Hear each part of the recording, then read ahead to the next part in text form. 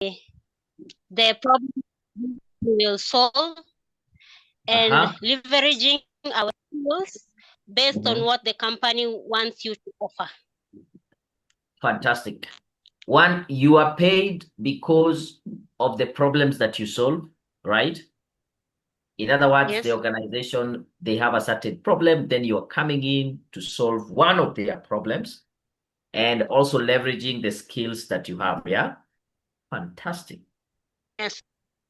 Anyone else who would want to maybe add a thing? There's someone who is unmuted. You can hear some background. That is Peter. Is it Peter or Dixon? Who would want to answer?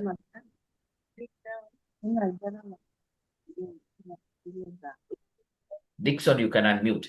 Anyway, going once, going twice. Yes, Peter, you want to share? Yes. Peter, you are talking about other things, not what we are doing. Is there a way you can unmute everyone, Sheila? Then someone would need to unmute themselves to talk.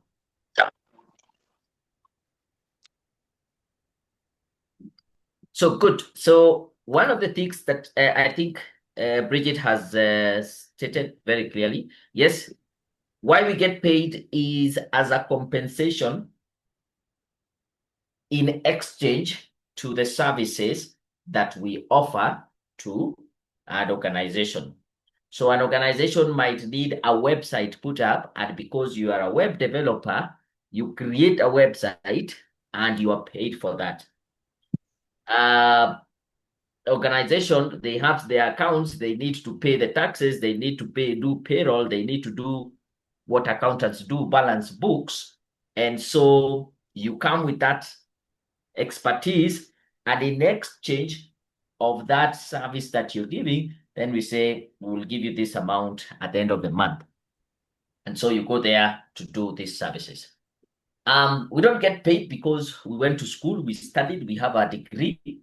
You're not being paid because you, of course, you have a family, you have children, you have, or even if you don't have family, you have your own needs. You need to pay rent. We don't pay you because you need to pay rent. Yeah. It's because of the value or the services that you're bringing in. Now, the other thing is the value that you bring into the company is a reflection of how much you paid. So in an ideal situation, the more valuable you are as an individual, the more payment you should be able to get. Ideally, that is not, it should be, though sometimes, we live probably not a very perfect world. So then the question should be, what is it that I can be able to do to make myself more valuable?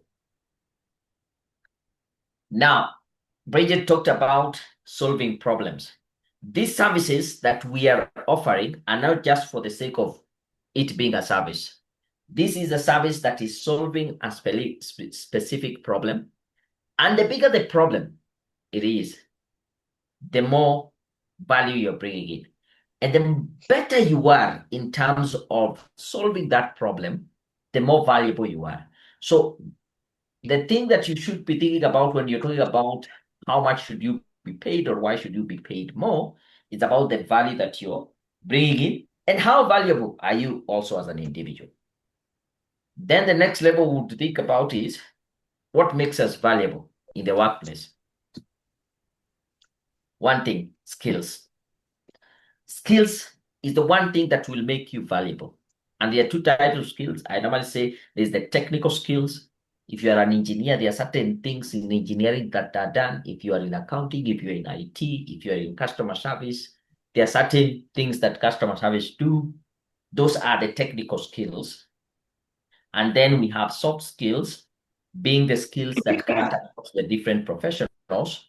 You can be a lawyer, and you need communication skills. You might be an accountant, you need good communication skills, leadership skills, organizational skills. These are the soft skills, people skills that will cut across. The biggest divide between those who are paid more and those who are paid less, apart from other disparities, the key denominator is the skills that you have. And remember, the skills that you have enable you to solve bigger problems, then you become more valuable. I like this quote from Jim Rohn, one of my mentors, who said that the more valuable you become in your company, the more influence you have, the better communicator you are, you manage your time better, and you recognize people for their contribution. You also become more valuable as a spouse, parent, and a friend.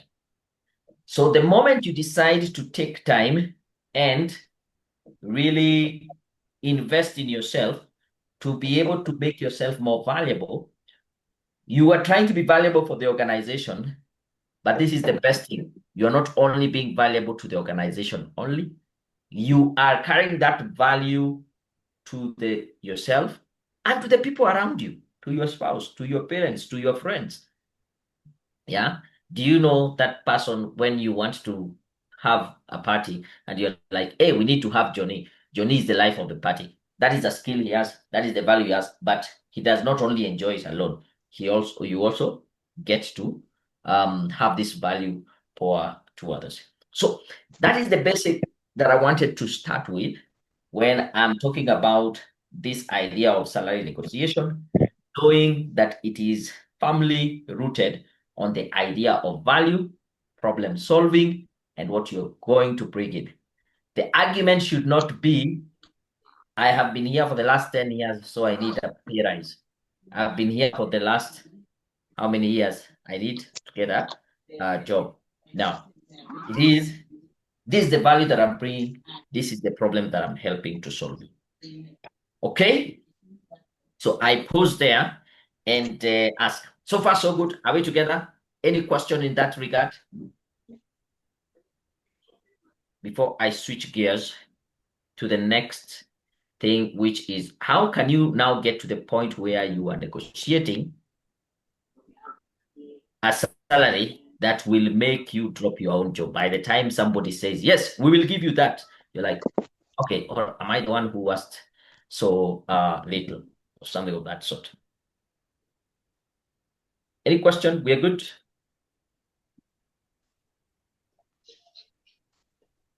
So this part, I call it how you can be able to negotiate a salary that will make your jaw drop. Yeah, like you can't imagine that has happened. I'll give you a story even to demonstrate this. Today, I use a motorbike. I ride a motorcycle to and from work. I use it for commute. And in the morning when I stay, of course, it rained. I slid. I didn't fall.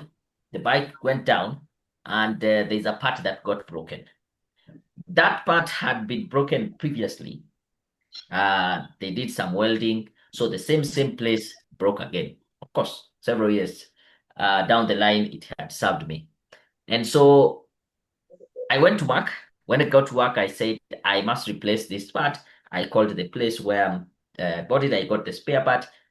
I talked with the mechanic. He told me, yes, he will come, and he fixed it right where I work. And when he finished fixing it, of course, I asked him, so how much should I pay you? Or what is the cost of your service?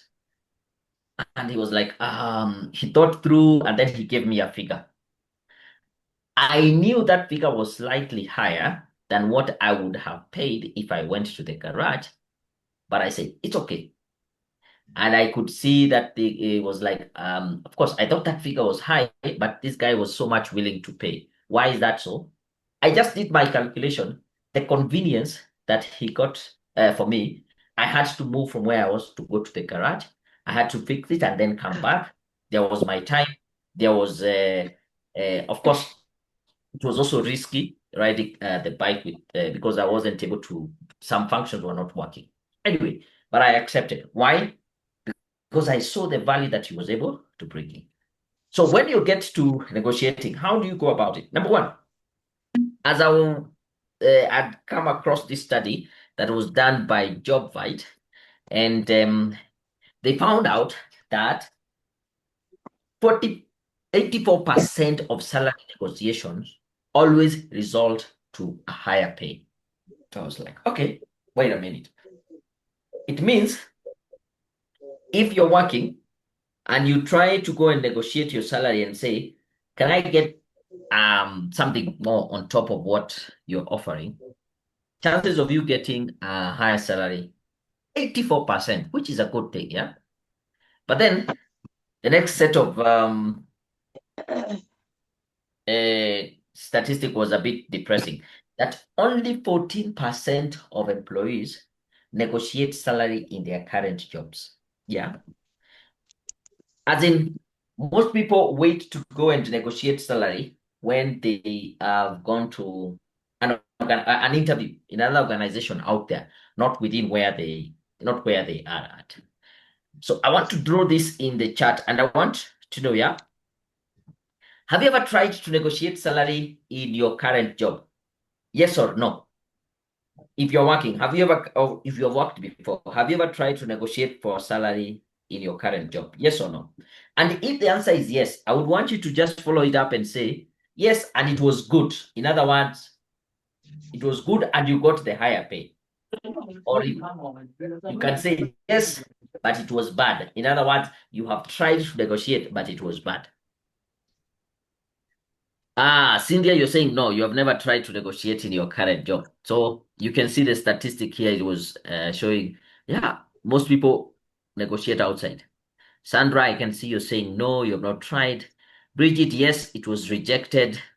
Yes, it wasn't good on the onset. That is done. Anyone else? Have you ever tried to negotiate for a salary in your current job?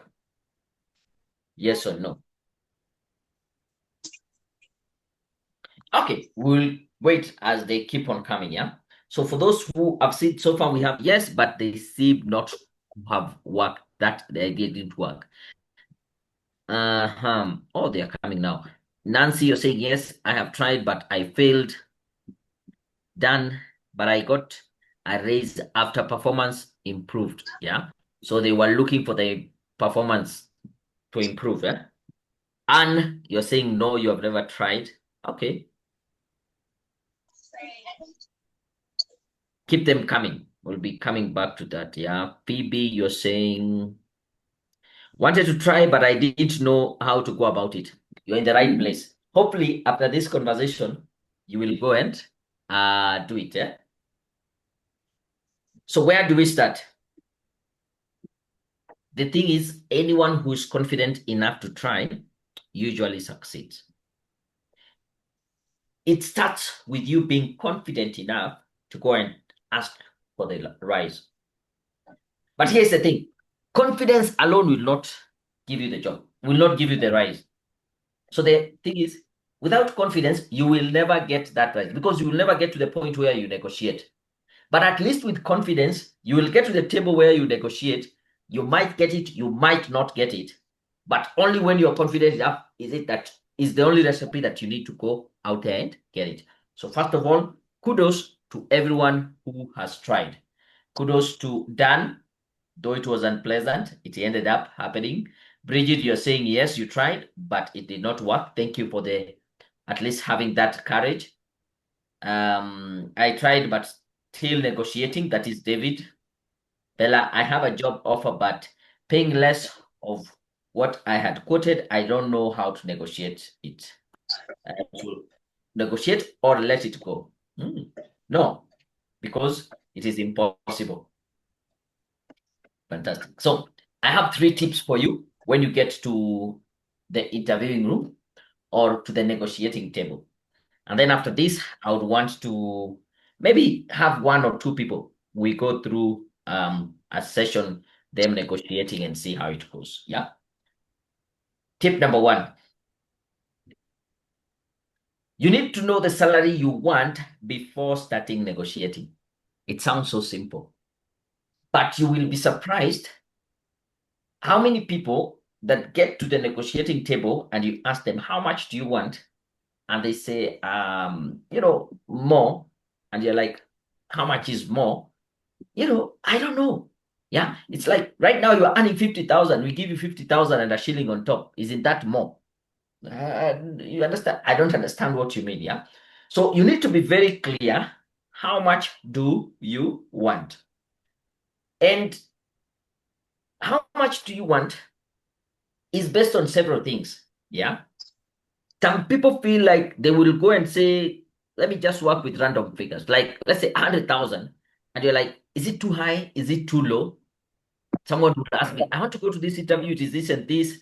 I want to ask for 100. Okay, is it high or is it low? I'm like, it depends. Yeah. One, you need to have a figure that if you mention it and they say yes, and they give you that, you are sure that it will sort your financial issues. This is what I mean. I need currently, if I do my math and my um expenses, life expenses in a month, rent, don't know, travel or commute, blah, food, children, school fees, blah, I will need 50,000, such that if I am paid 49,999, that is 1 shilling less, I will be going quote unquote at a loss. I will be spending more in a month than what I am getting. So that is the first thing that you need to be clear in your head. Of course, there's the other thing, like you see, this is a big company or this is a small company. This is how much they're earning. This is how much their revenue is. This is their market share. All those come into play. But you have mentioned your basic line. And the other thing, the figure that you also need to come up with, and this is, I think, the more important thing, it should be a figure that reflects your value in the marketplace. It should be a figure that is representing your worth. I know we are all valuable human beings. We have the innate worth in us. We need to preserve life. But unfortunately, in the marketplace, we are not all valued the same. We don't have the same worth in the marketplace. And the marketplace, as we have said, for you to be more valuable, is think about what kind of skills do you have? What kind of problems are you solving? And the bigger the problem, the more value you're able to bring in, the more you're able to negotiate. Are we good so far?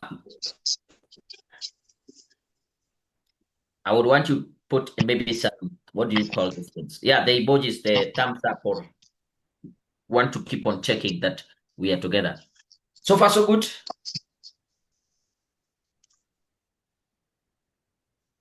Or someone can unmute and say, yeah, we are good so far. Thank you for the baby Joy. Oh, you're putting them in the comments, yeah? Bobia said, I am curious. Can one negotiate the salary for job that exclusively state a specific amount? I'll come to that question, yeah? Fantastic. Oh, there's a question there by it. I'll come to the questions. But anyway, I think there was a part where there was some reaction. They were flying on the screen. There's somebody who is annotating with a green pen. So if you can clear that, the better. Tip number 2, make the company realize the value that you're bringing in. Do not make the mistake of thinking, because I've been working here for the last 10 years or 5 years or 3 months, whatever the amount is, this guy knows. These guys, they know what value I'm bringing in. Big mistake. It is said that we are so egocentric. We have I think it is called egocentric bias, where we are so much focused on ourselves. Have you ever gone to work or maybe in a public space with shirt that you realize, oh, it has a hole or a missing a button, and you're so thinking about it so much, and you're like, people will see, oh, I'll be embarrassed, or it has a stain, it did come out last time, and all that. And you work and stay the whole day only to realize nobody even noticed it, yeah? Because you're so much focused about yourself, You think everybody is thinking about you. And then each person is so much thinking about themselves. No one is thinking about you. Yeah. Or focusing on that specific stain on your shirt or on your cloth. Yeah. And the same thing comes in when we have this idea of value. Most people think my work speaks for itself. No, it doesn't. You need to be very articulate. You need to be very clear. This is the value that I am bringing in. This is my meaningful contribution. This is my worthwhile. There is a book here. There's a book here. I don't know if you can see it. Is my camera still on? Let me check. Yeah, there's this book here called The Rules of Work. The Rules of Work by Richard Templer. And rule number one, this is what he says. Can I really get it?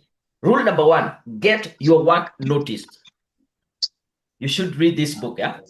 The Rules of Work. Get your work noticed. Don't think just because you do a good job, you hit the targets, you hit the KPIs that people know. When you get to the negotiating table, make it very clear. This is the value that I'm bringing in. These are the numbers that I hit. This is what I do. This is what I do. This is what I do. And that makes the negotiation not, I've been here for the last 10 years. Probably you have been there just being a liability. But what have you been here doing as, can I say, being valuable or being an asset? And tip number three, you need to use comparables to justify your higher salary. Do you know how much someone like you in your same industry, someone with the same years of experience like you, roughly with your qualifications, on average, how much are they paid? Yeah. We have tools out there that can help you get these figures. But once you understand or you know roughly how much is paid, you have some basis to compare and be able to know, yeah, this is how much it is paid. I can be able to negotiate. Is that okay? So I want to ask another question. These are some testimonials that I've done, but I want to ask a question. I will reboot that. Question. And this one you can unmute or you can type it in the chat. Assuming that you get a job offer, yeah, you get 2, 3 job offers. Let's say you have 3 job offers, job A, B, C, D. And they have told you you get the job. And now you're trying to decide which job do I go for? Is it A, job B, or job C? What will be your number one criteria in terms of deciding which job to go for? Just type in a phrase or a short phrase, or you can unmute if you are in a position to. What is your number one criteria to decide which job to go for? Assuming you have 2, 3, 4 job offers, what will be your number one criteria to decide which job to go for? I can see they're already coming in the chat here. See there you say salary, that will be your number one criteria. Millicent Ndongo, I've seen your question. I'll come to it.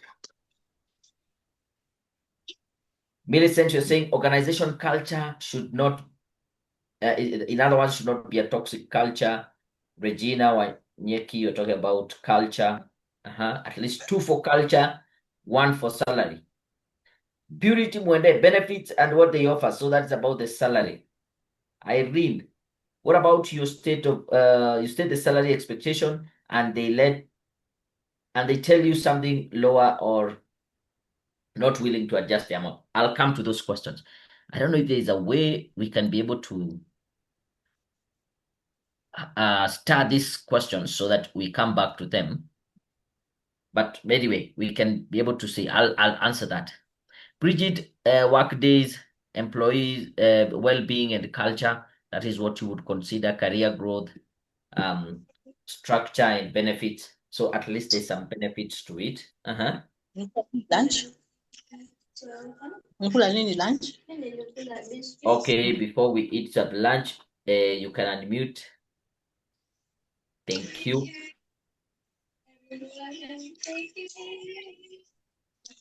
So a study was done and they found out that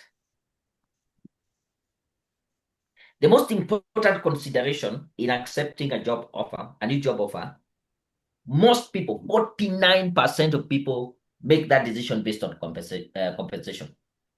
It's all we are talking about, salaries. What else? Benefits and all that. Then, as you can see, the other percentage, 33% made a decision based on professional development. So when I see comments like, where is the chart? Career growth, that is about professional development. When someone talks about benefit, organization structure or culture, yeah, that is more of the well-being, yeah. Work-life balance, 29%. So you can see even from our small cohort here or our sample, yeah, most people would make the decision based on the salary. Others would be about professional development, and the other one is work-life balance. My point is, do not feel sometimes ashamed or discouraged, or maybe if you're self-conscious, hey, I don't want just for it to be known that I'm moving or making a consideration because of the salary. It is still okay to make the consideration on the salary as long as you're clear in terms of the value that you are bringing in. So I think I've given some ideas on how you can be able to negotiate a salary. Maybe should I first go through let me answer the questions, and then we can do kind of a role play to one or two people. I would want to hear how you would want to negotiate your salary. So let me just come, I think I should start just down going up because I can see a question here from Irene. What about you state your salary expectation and then they tell you something lower and you are not willing to adjust the amount? So they are not willing to adjust the amount. This is what I normally advise. Previously, I would say when you're trying to negotiate, you state a range where you say, I'll be happy if I get anything between 50 and 60,000, and I'm willing to negotiate.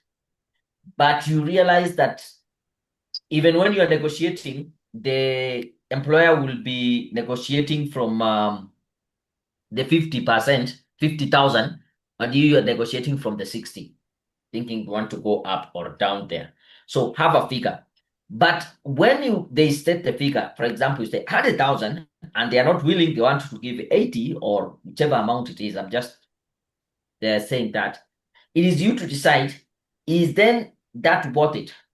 Number one, does it cover my basics? Remember what we said. If yes, then what other things can I add into the negotiation so that it's not just about the salary? I want to know which other benefits that they come with. Does it have, for example, health insurance? Does it have pension? Does it have other benefits like is there a car or is there a commute allowance, house allowance, and such things? So the figure might be fixed, but then start thinking about what other benefits that you can be able to get out of that. Millicent asked, when negotiating, do you base it on the net or do you base it on the gross? What do you think? Maybe I have an answer for that, but I want to know the others. I want it to be a collective discussion. What do you think you should be negotiating from? Irene says gross. Any other answer? Mombi says net. Now, here we go. Irene and Mombi, are you in a position to unmute and let's have this discussion? Why are you saying gross? That is Irene. And Mombi, why are you saying net? Sandra, why are you saying net? Because I know we usually have argument for both. Bridget, why do you say net? Sarah, why do you say net? Who is in a position just to unmute and share with us their thinking behind it?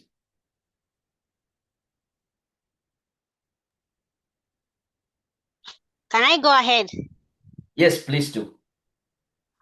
For me, I'll say net, because net is your take home. Maybe if you could do math, for me, I negotiate on gross, but I already know my take home. So it works either way. If they ask me, why have you stated such? I tell them, because when I do the conversion to a net figure, this will be my take home. So when you are negotiating, when you say, for example, the figure 100,000, they say, how much should we pay? You say 100. So is this 100 that you're telling them the net, or you've already done the calculation? If this is the gross, then I'll be taking home around 75 or 60. I say when I'm negotiating and I say 100, I know that is the gross. So I've already done math and I know 75 will be my net pay. Okay, good. I can see already explaining it in a different way. Yeah. Gross taxes and deductions are your responsibility, not the employer. Sarah goes, because net is your take home. So the idea here, the question is, yes, you have at the back of the mind, you know the net that you want to take home. But when you are discussing it on the table, what figure do you state? I would say this, you need to state the gross figure. When you're discussing, when you ask how much do we pay you, you say 100, know that your take home will be about 75. You know why? Because from an employer's perspective, they are paying you 100,000. It's only that the deduction, as Anne is saying, the taxes, the NSSF, the SHIV, SHA, all those, they are your responsibility. They are being cut from your salary. So the expense the employer is going, he knows he will be paying you 100,000. It's only that you will be getting 75 in your bank account. So you think you're being paid 75, but the employer is thinking about how much is paid, because these deductions are your responsibility. So whenever you are stating that figure, let it be the net. Are we together? Fantastic. I had seen another question. Otuku, why do many employers not indicate salary on the position they are advertising for? That way, it limits people from applying when it suits them or not. Okay, there is no place where it is a requirement for them to state the salary that they're giving. Is that okay? However, depending with the company policy, they would want to maintain privacy, because certain organization, you don't know how much people are paid. And if they put it out there, then you can be able to make assumption. You can now know other people's salary. It is also a way of trying fast to get the right candidate, not to attract other people just because of the amount. So different companies have different reasons why they use it. Other companies, they will not put the figure in the job description, but the moment you go there, they will tell you, we have a salary scheme or structure. And in your case, based on your experience, based on your qualification, you will land in this part. Even the government, they have job groups. You just know, based on you're going job group K, this is the amount. You're getting in the job group what, this is the amount. So different companies will have different reasons why they put or they don't put, but there is no place where they are needed to put, or it's a must for them to put it across. I'm curious, can one negotiate the salary for a job that exclusively states the amount? Mombi, yes. You see, the salary might just be the figure, but then you can be able to negotiate other benefits. What does it come with? Yeah. Maybe even flexible time. Yeah, time is money. Sometimes you can negotiate even flexible time and it can count as a benefit. There's certain organization that even provides meals, lunch, tea, break, and all that. That is still a benefit, which alternatively, if you are working in another organization and they don't offer that, you will be buying the lunch, you will be buying the tea or something. So it's an expense on your side. You can be able to negotiate beyond just the amount itself.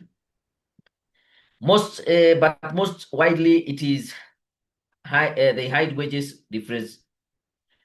Or Sarah was answered. But mostly It is to hide salary differentials within the organization, the fact that they are underpaying, right?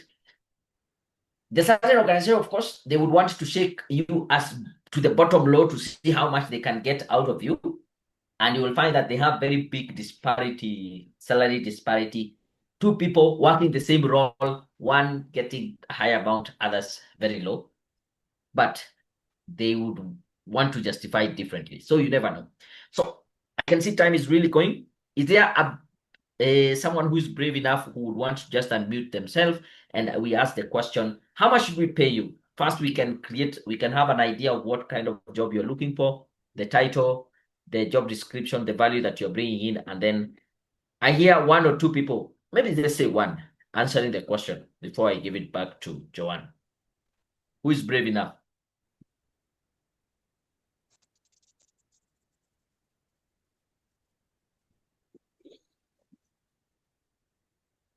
Are they gonna pay in terms of level of education? It depends with the organization. I have worked in a place where the moment you get in, you are in a pay scale, and the pay scale depends on two things: your level of education. Are you degree? Are you diploma? Are you master's? And number two, what is years of experience? 2 to 3 years, you fall here. 3, 4 to 5, you fall here, and something of that sort. So it's very dependent with the organization. Hope that answered that, Victor. Who is brave enough to unmute and we can just hear them, how they would negotiate? When given a budget or range like 50 to 60, how do you negotiate for a higher pay? When you are negotiating, state the figure. I'll be comfortable if I'm paid 60,000. Of course, go for the highest. And then say you are, of course, open to negotiation.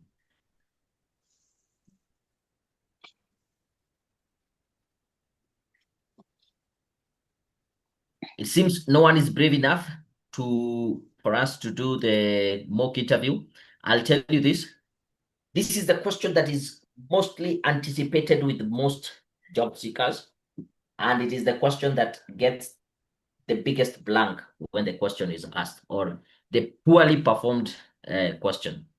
You have an opportunity like today to practice at low stakes because you're not losing any job, so that you can correct it. But if you want to go and have that first conversation when you're interviewing for a real job, then it's up to you. I think that has been my time. What about, I would want to try that. Fantastic. How are you doing? Let me get this. It is who? Kenneth Oigo. Oh, Kenneth Oiko. Thank you very much. Yeah. I had also seen somebody who raised their hand almost at this point, but let's keep going. So maybe you can give me a quick general overview. Vivian, I'll come to you. What do you do? What is the level of your maybe experience, or what career line you're in before we get to that question? I'm in construction industry. Mm-hmm. I do construction project management. Mm-hmm. I've been in the industry for around 2 decades, over 2 decades. Okay. Yes. So assuming then you would go for a position, something like, is it in a construction, a project manager in construction? Yeah. A senior project manager or a project director position, something like that. Good. So assuming here also I have a big, I am running this, what is this thing called? Affordable housing. So we are putting up some affordable housing in which place? Let's say I stay around Kikuyu, here in Kikuyu, and so we need a senior project manager, and that is the job that you have interviewed for. I've gone through the CV. We have asked you, why should we hire you? Tell us about yourself. Now we get to the point where we are asking the salary. You're good to go? Yes. So, Kenneth, if we offer you this job, how much salary are you expecting from us? So 2 things I would want you to take note of as we discuss this specific point. Mm-hmm. Number one, I bring on board a huge wealth of experience, as you've seen through my CV. Very few people can be able to compare with the kind of wealth of knowledge that I'm bringing on board. And then number two, based on my company policies from where I'm coming from, I wouldn't want to be breaking any NDAs stating my current pay. So, and I know that you guys as business people, most definitely you do have a budget before you got board approval to advertise for this position. I'll be open to listen to what kind of range you have in terms of budget for that role. And then from there, we can have a conversation. I believe that if you compare this specific project that you're looking at, it compares with project X, Y, and Z, which I delivered last year, closed out nicely, delivered the key, and you know it. It's a public project. It's very beautifully delivered. So I would want to hear from you guys, what's your budget? And then from there, we can have a conversation. Fantastic, fantastic. How would you rate Kenneth 1 to 10? Just drop that in the chat.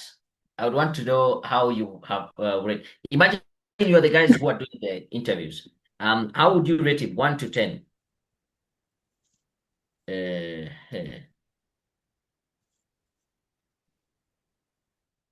How do I get? Okay, I can see an 8, 9, 8, or somebody else gives it reversible. Victor gives you a 10. Bridget, good stuff, good stuff. So equally, I would rate it well. However, there are two things.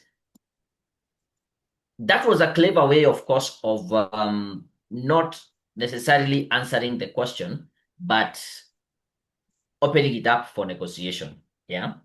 And depending with the setup or how the interview has been, at some point, I would really advise someone to go that route, especially when you are asked this question very early in the interview, or maybe the first interview. And the key thing here is to say, I think what would be important for me is to first confirm or to showcase my ability to do the work, and then we can be able to negotiate the salary. What you did, you gave a lot of caveat, but at the bottom of it, you did not necessarily answer the question, so you threw it back to them. Some employers, or depending with at what level of the interview would be, would find it rude or a bit escapist. Is like you escaped the question, but of course you talked about the value that you're bringing in. You are showing, of course, I can be able to do this and this, and you're also thinking about the what do you call it, the budget that they have. So what I would say, if it is very early in the interview, that would work. If it is when the point, like they have already seen the value of bringing in, it would still be good to mention, I'll be happy on average if I get 100,000 or 50,000, not 50,000, 50,000, whatever figure it is. And then you say, I also understand that you have a budget. I would also want to know what was your budget and how can we be able to get to an agreeable figure. There was one hand that had gone up. Vivian, are you still there?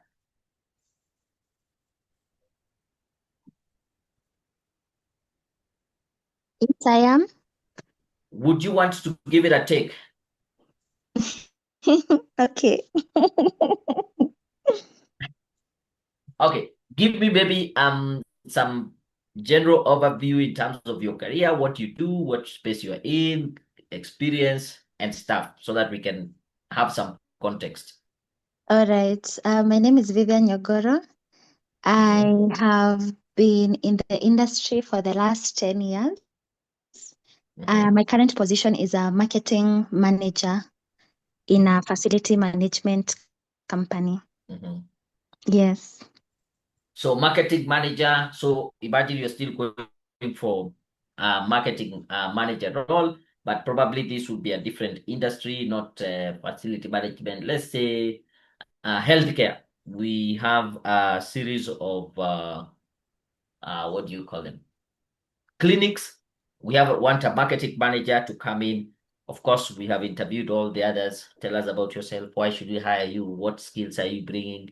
And we're almost getting to the tail end of the interview. And so we ask you, and if we give you this chance, how much salary should we pay you?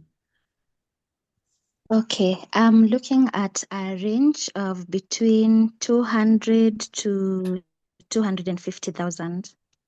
Mhm. That's it for you. Yes. Okay, good. How would you rate Vivian? Let's go back to the chat. 1 to 10. Let's look at your rating coming in.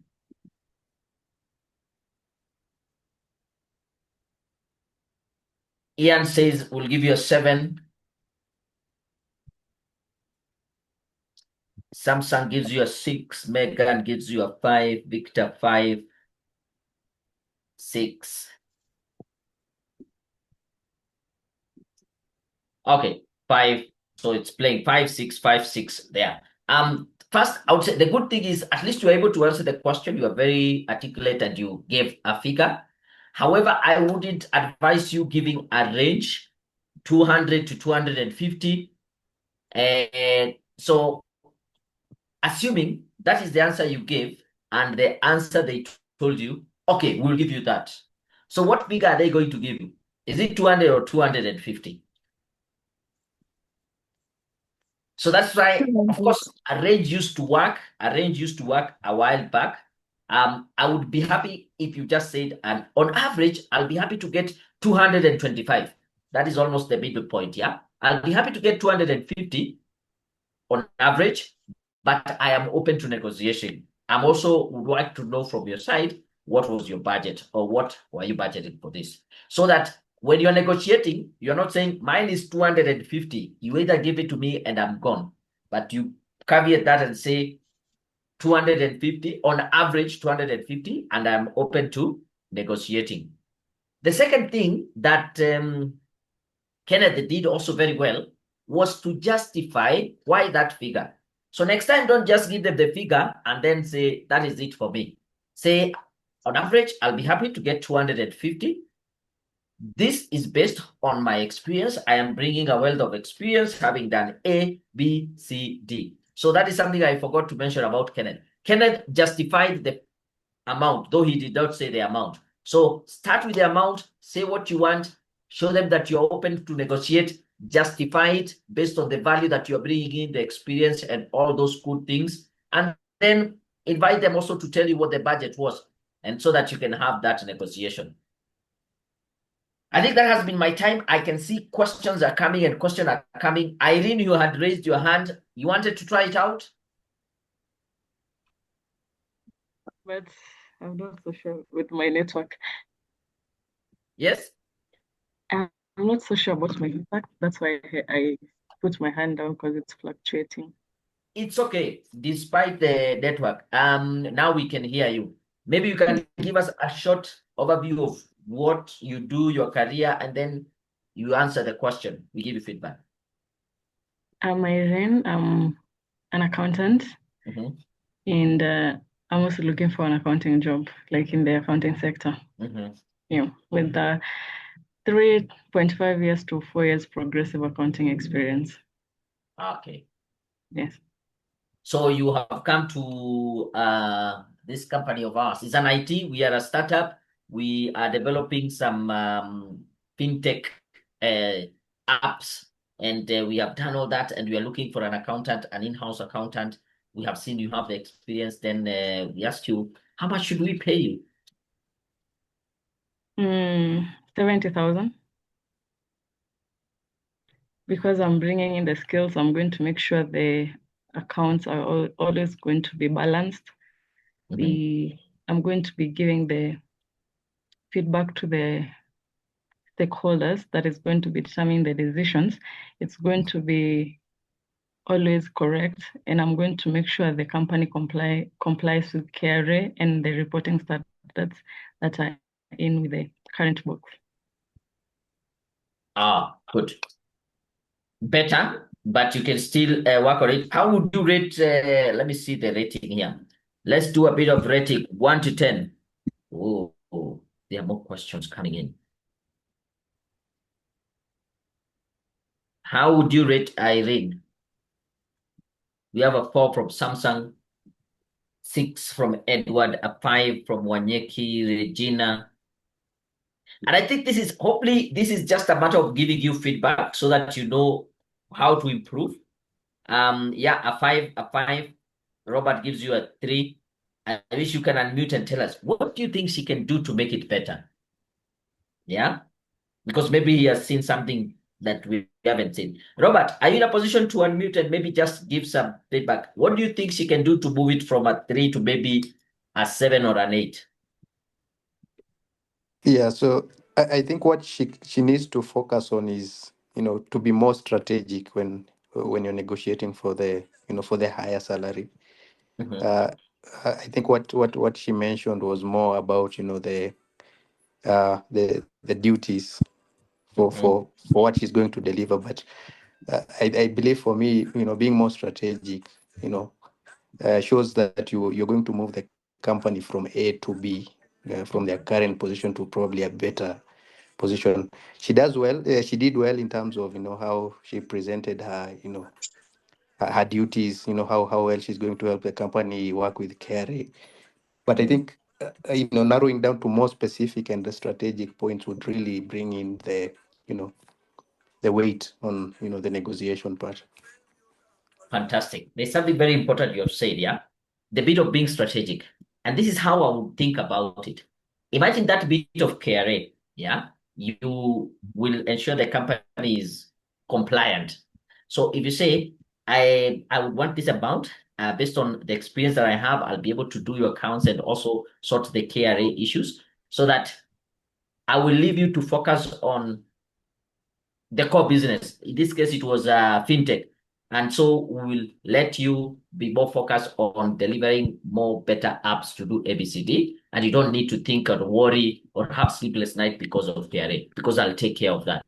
So you have not just put it as a duty, but you're translating it to the value so that the owner or because it is a startup, or maybe you're just even dealing with the programmers, they don't know much about the KRA. So they will not have sleepless night because you have it covered. Then they will focus on the core business. Thank you very much, ladies and gentlemen. It has been a great time. We have even gone over time, but I want to pause there and give it back to Joanne.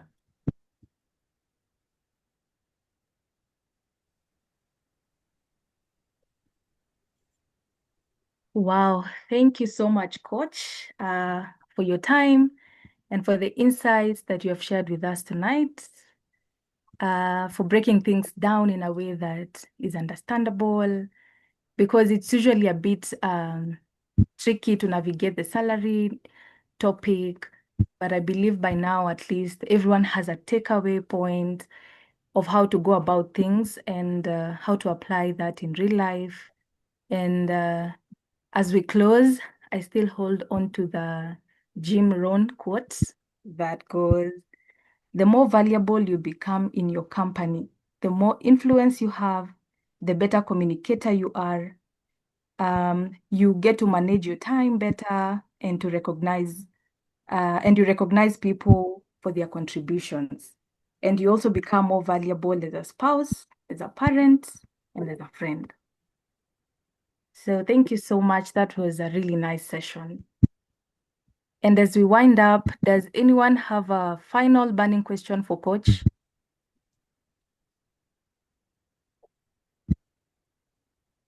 Okay. I do. Uh-huh. How about a scenario where you get a promotion, but then again they put you on probation. The new position ideally should come with a higher pay, but then they put you on probation, and then after the 3 months they extend the probation period until it extends so much that you're working but on the previous job salary. How do you go about it? Thanks. Okay.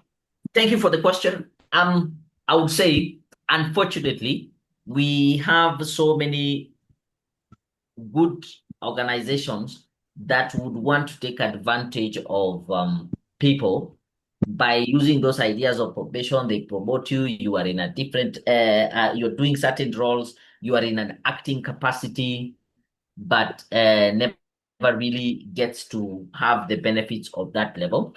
I think it's to have a very clear, just conversation and a candid conversation with the HR and have, yeah, I was to be in a probation for 3 months.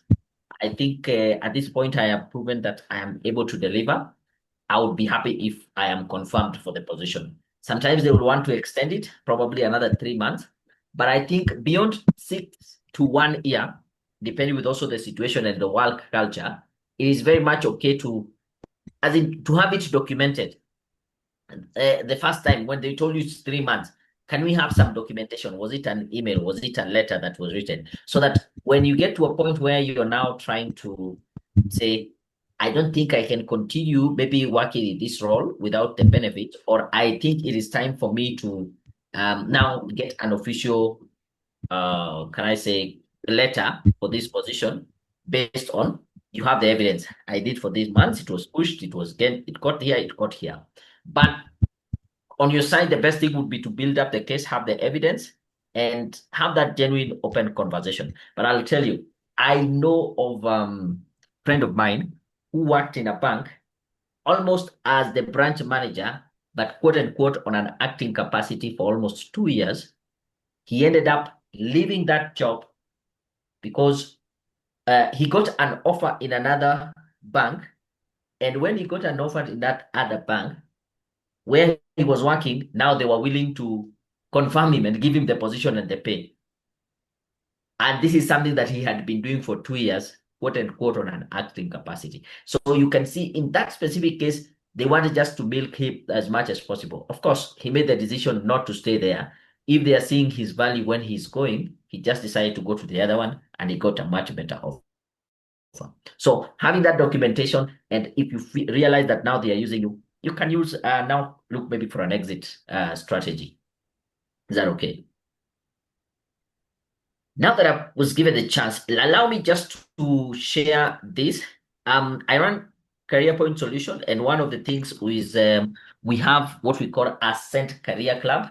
And Ascent Career Club is a career club for professionals which would help you. Remember, we said for you to be more valuable as an individual, you need to add more skills. And so, as part of the Ascent Career Club, we do offer one-on-one coaching, group coaching session. And I think this was just maybe a taste of it, whereby we are trying to get source the value from the group. Of course, I didn't have all the answers. Sometimes some things would slip my mind, but when I hear Victor say this, or when I hear the last one was it Dennis or who? Yeah, then I would remember. So we do have group coaching. We have over 20 online courses in leadership, management, soft skills, where we also help people with job application support and exclusive. We have an exclusive membership community, which is out there to help each other grow in their career. So if you're interested, feel free to reach out to me. I can put my number on the chat. WhatsApp me, but call me during the day. Don't call me at night. I prefer WhatsApp me. I'll respond. Then we can schedule a time we can talk. At this point, thank you very much. If you'll be interested in Ascent Career Club, let me know. Thanks.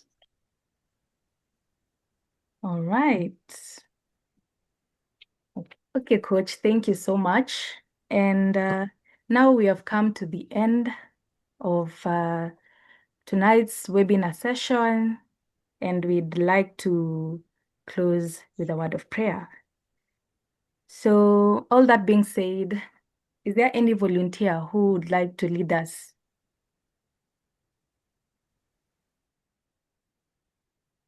Any volunteer? Yeah. Sorry?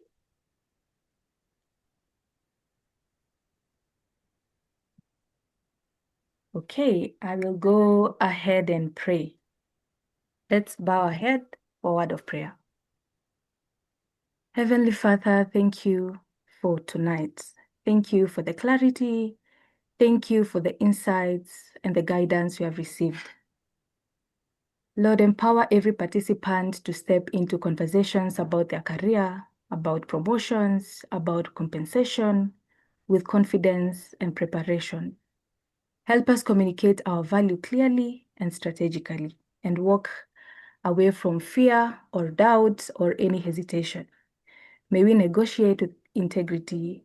May we negotiate with wisdom and boldness, and may every effort we put into our careers be recognized and rewarded fairly.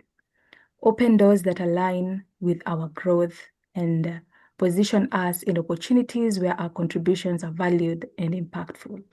It's in the almighty name of Jesus Christ we do pray, trusting and believing. Amen. So thank you so much, everyone, for joining. This marks the end of this month's webinar. Next month, we have a fresh one and a very exciting theme lined up for you. So stay tuned and also stay connected with JCVs for the upcoming sessions. Same time, same platform. We'll meet next week on Thursday, and we'll be sure to share the link in advance. And by the way, this session is recorded, is usually recorded. So if you'd like to revisit any part of it or share with your colleagues or just your friends, you can find it on our YouTube channel at JCVs. So have a wonderful night, everyone, and keep advancing in your career.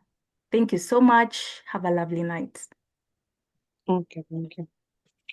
Okay. Thank you, everyone. Have a great evening. Those are my contact details. You can reach out whenever. Thank you. You're welcome.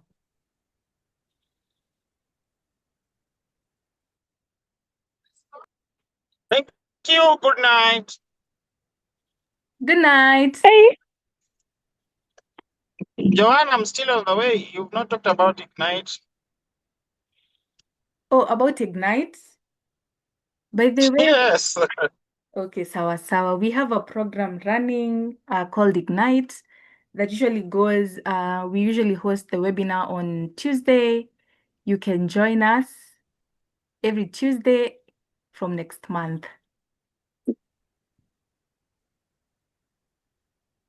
Jay, is there anything you'd like to add?